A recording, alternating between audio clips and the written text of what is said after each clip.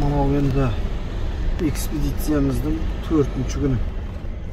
Bugün mineki Han Ordasında, Han avulunda Hanның toğırlı bekitip ketken ordaсын gördük. Qanday tamaşa keremet, үлкен әсер alып отырмын қазір. Мына ауылдың адамдары да ерекше. Қонақжайлығы, адаммен бетті-бет сөйлескенде жүздері менен күлкі шақырып, сондай ғанибет енді айтып жеткізе алмаймыз. Қарапайымдылығы және бұлардың қонаққа деген құрметі, үлкенге сыйы, кішіге ізеті өте үстем. Енді бүгінгі менің көрген тарихи мәдени мұражай ескерткіштерінің Хан Ордасы бүкіл мына көшпелі қазақтың көзін ашам деп Жәңгір хан қанша еңбек істегеніне көзім жетіп отыр. Мына көшпелі халықты тұрақтылыққа, білім алуына, және көзін ашуға, оқытуына көп үлес қосқан хан екен. Енді әрине тарихтан да бұлай оқысақ та, бұны бір жағынан жаман жағында көрсе, әрине тиынның екі жағы да болады. Жаман жағында қарау керек, жақсы жағында қарау керек. Енді ол сол кездегі саясат солай болар. Елді тұрақтандыру, көзін ашу, оқыту, білім беру, сондайды ұстанған Жәңгір хан бүгін мінеки өзінің жайлаған, отырған зират басына барды.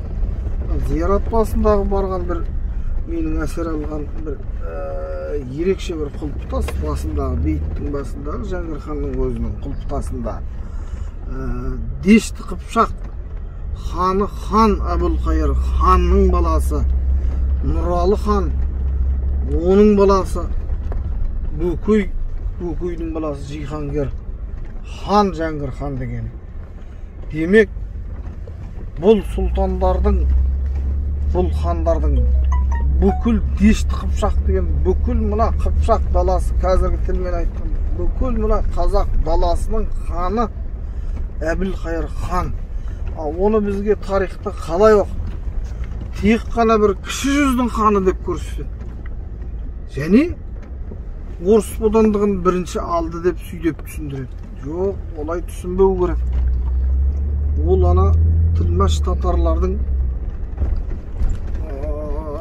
орыстардың патшаларына басқаша саяси тұрғыда бодандығын алды деген аударып берген болар. Бірақ Әбілқайыр ханның қасық қаны тамғанша осы жер үшін, ел үшін Еділ мен Жайықтың арасындағы бүкіл торғауыты бар, қалмағы бар.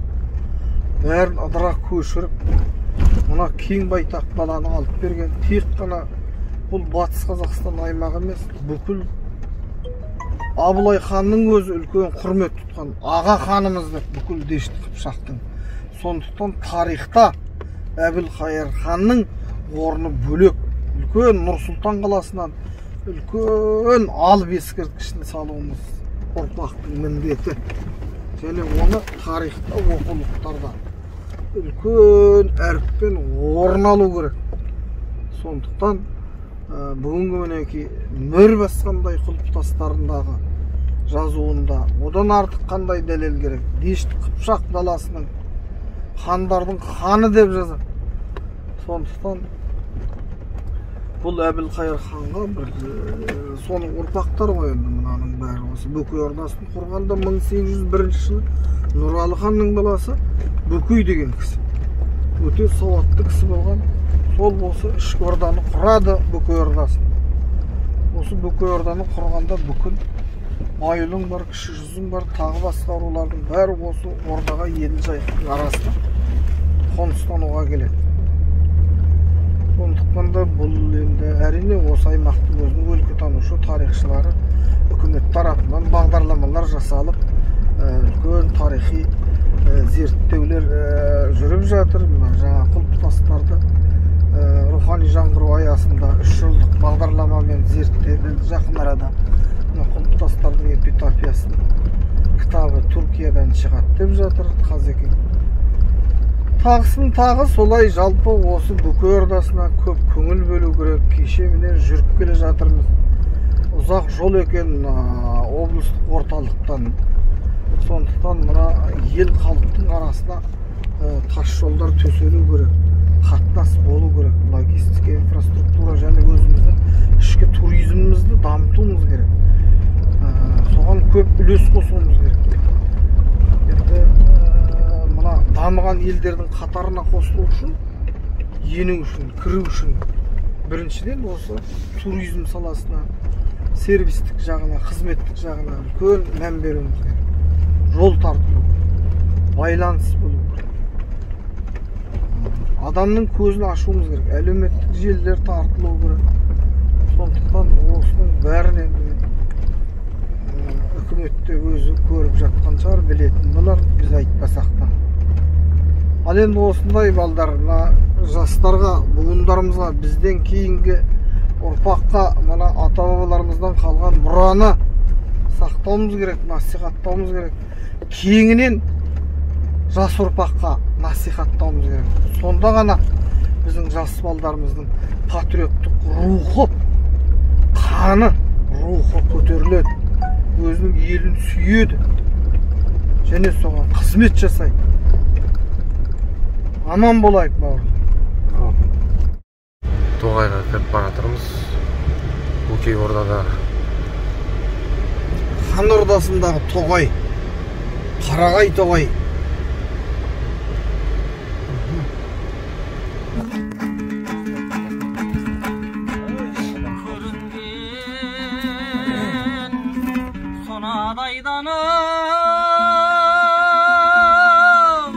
Nарын еден көтерген сол нарындың сағым еден арадап елдің ішін жүрген кезде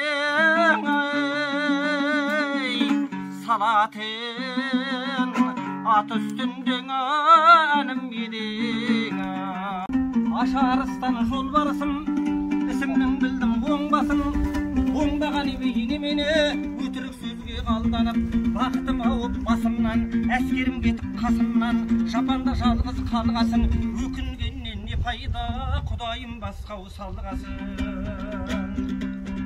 мезгілді уақыт болғанда опасыз мынау жалғанда ажал келгенде қараңғы көрге кіргенде қасымда тұрар жан бар ма осының бәрін ойласам өткен адыра қалған нарынның теңізде деген су бар жағасында жағалай қамыс деген ну бар қанұлымен алыстық қарсы тұрып шабыстық бізге біткен бес еркектің бұл бар адыра қалған нарынның жайық деген су бар жағасында жар бар қабағында қар бар көнбегенді көндірген қанама бешпет кидірген көн кемеге міндірген жәңгір деген қаны бар қырлығында оба бар сұқырындай қоға бар адыра қалған нарынның жыңғылы мен талы бар қонса қонақ жегенде жаясы мен жалы бар айтып айтпай не керек алақандай нарынды баспайданың бәрі бар қапыда өткен дүние-ай алақандай нарында ата менен ана бар ініде менен аға бар қарындас халқым көп қалды қатында менен бала бар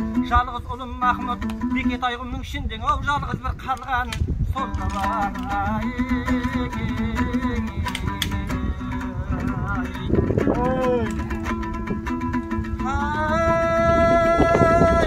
біз неткенер сергелден менен өткенер еділде менен дендерден сағызда менен жемдерден одан да талып өткенер біз ередік ен нарында жүргенде қалмаққа шатысқандарды шетінен сүйреп жебеді өтемізден туған күн едік қолымыз атқа мінгенде жел қайысқан қол едік біздің жайды сұрасаң ерте көшіп кеш мұнған сәндұрданың бір едік еділ үшін егестік жайық үшін жандастық қиғаш үшін қырылдық еттер үшін тебістік теңдікті малды бермедік теңдіксіз малға көнбедік хандардың құрған ақ орда бұзығын ойлап кеңестік аламанға желбірдік аса жұрттай мендерді қара қазақ баласын хан ұрымен тең көрдік ерегескен дұшпанды ат көтіне өңгеріп қабырғадан аққанған ат бауырына төгілдік әділ жаннан түңілдік күндердің күні болғанда сол сықылдау қайраттан ойласаңдар не көрдік ай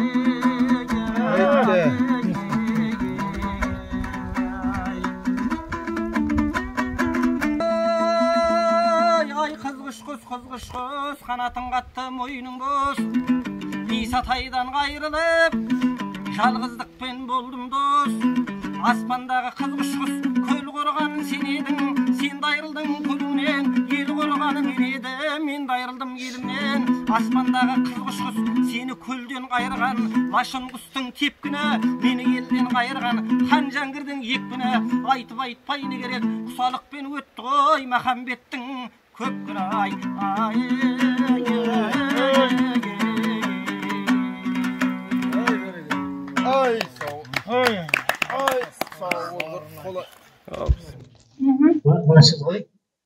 Нурдида Fərzəndəsi. Endi mesela Daral Fani'den Daral Bakı'ya rihlet etti. İyi. Nurdida деген көзінің қарашығындай деген. Нурдидарындай деген ол Нурдида деген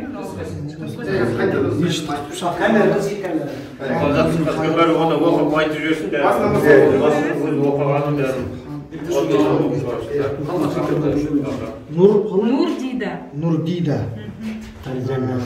Fərzəndəsi. Дешті қыпшақ ханы Хан. Мына біздер кісіміздің қаны деп Әбілқайырдың несін тарылтып жүрміз.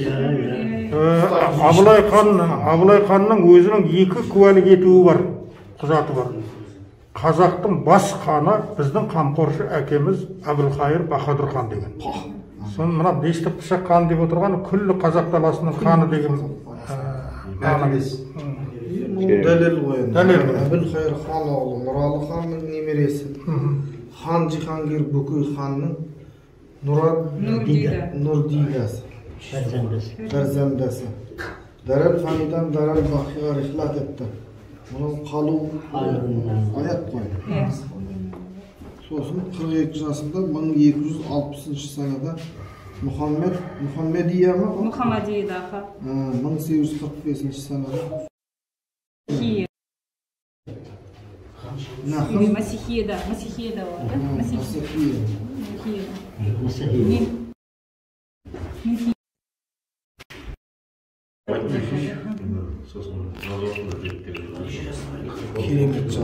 Сол кәдімгі күні айы қай уақыт екен бәрінде жазған. 11-ші сүмбіледе деп жазған. 11-ші жылсында. Сосын Турит Абасының Тәңірбақтарына тән ерекше белгісі бар. Жоқ. Әл-Маут Каас деген бүкіл адам өлімнің кешесінен дәм татады деген. Уал қабр баб күллі нас дахилаху деген қабір есік дейді. Бүкіл адам содан өтеді дейді, кіреді дейді, сол есікке. Мына осы менің кітабы бар еді, осы шыққан жоғы. Үш тілде дайындалып Дайындалып. Аржан мұншақта тұрған жазу не деген? Шындар жаңа өлең жоқта өлең. Жоқ бересіз бе? бәрі құптасты оқып берсін. Бұнда енді 20 жыл сүріп хандық 20 жылдан астам хандық беріп болды ғой, соның барлығы мен сол Ана жерде бар ма жазу? Бұнда трансферлер болған.